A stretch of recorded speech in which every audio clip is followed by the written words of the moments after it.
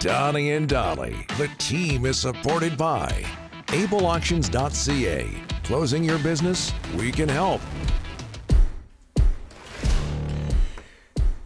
It is Wednesday, and all of our guests today brought to you by our title sponsor, Able Auctions, ableauctions.ca. You have a correction you'd like to make before we get to John Shannon. Yeah, I said Czechoslovakia. Okay. Anyways, it's the Czech Republic, and it's actually Czechia. Czechia, and my buddy Michael. So Hogg you were two countries away.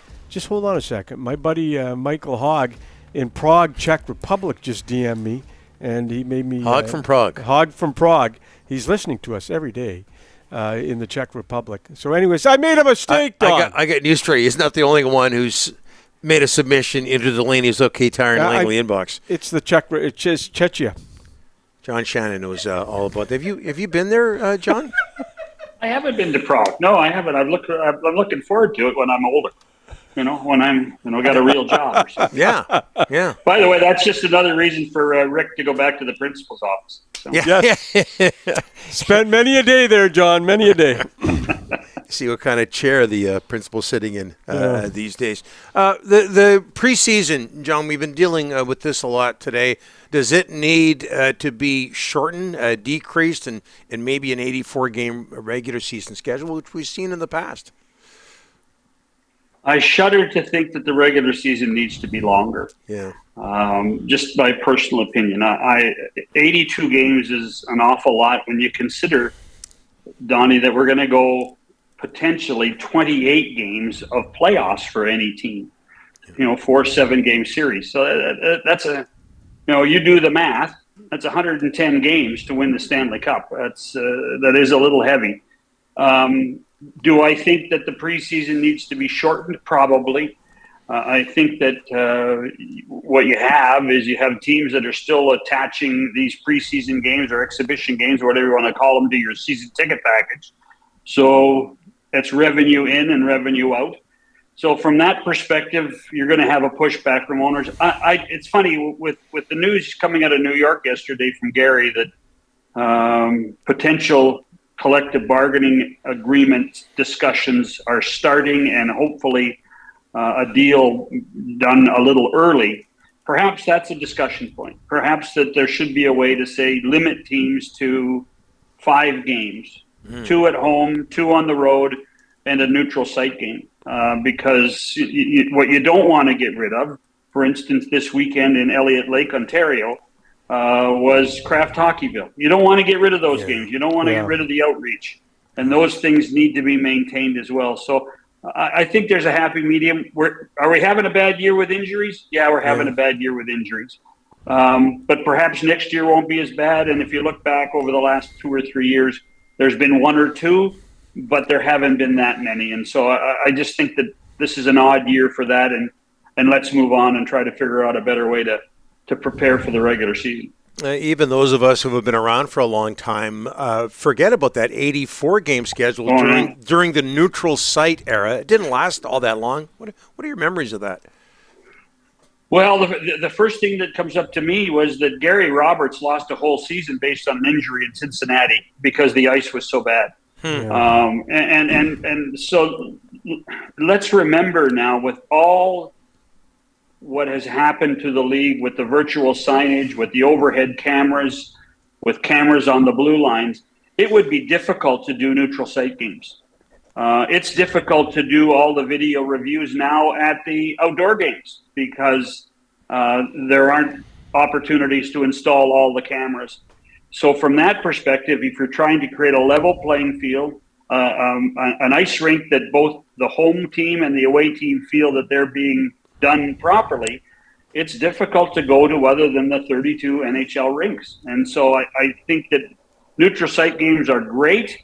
They're great for preseason, but I would not want to see them in the National Hockey League year. And what they've had to do in Prague, in Czechia, what they've had to do in Prague, in Czechia this week to make sure that the Devils and the Sabres can still have video review is an awfully expensive opportunity for the league to have to invest in.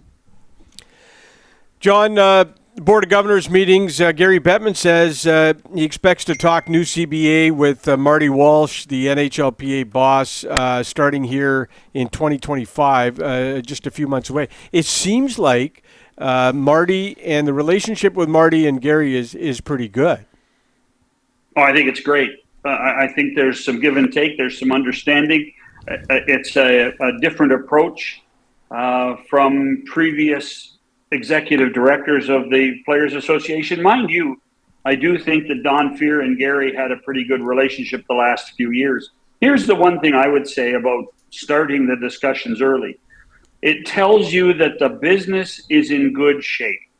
We don't have to worry about, playing in a 5,000 seat arena anymore.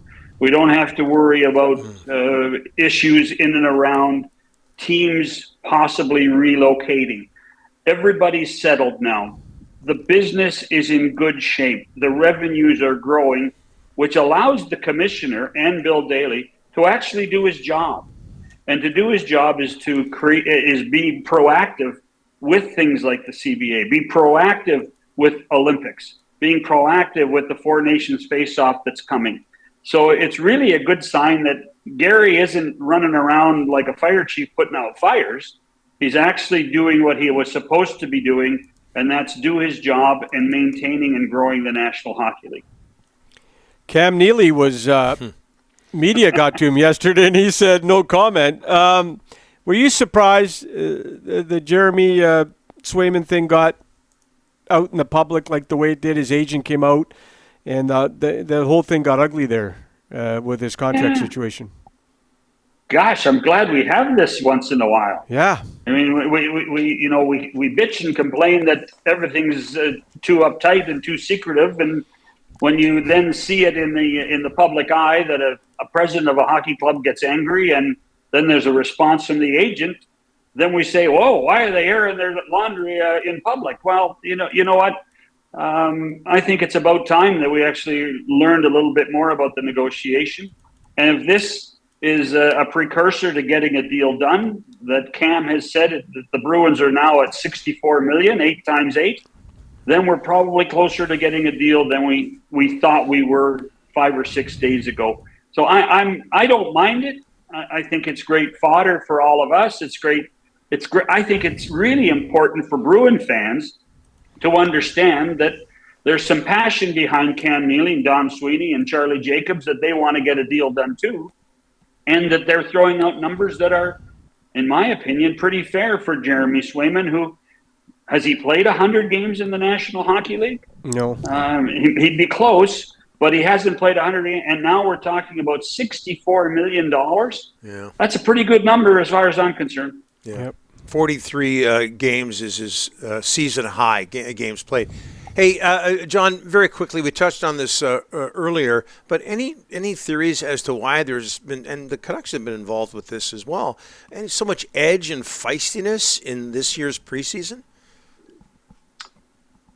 I think that there are more teams thinking that they can be in the Stanley Cup final than ever before. Last year, I think we sat on this show on a Thursday, by the way, not on a Wednesday,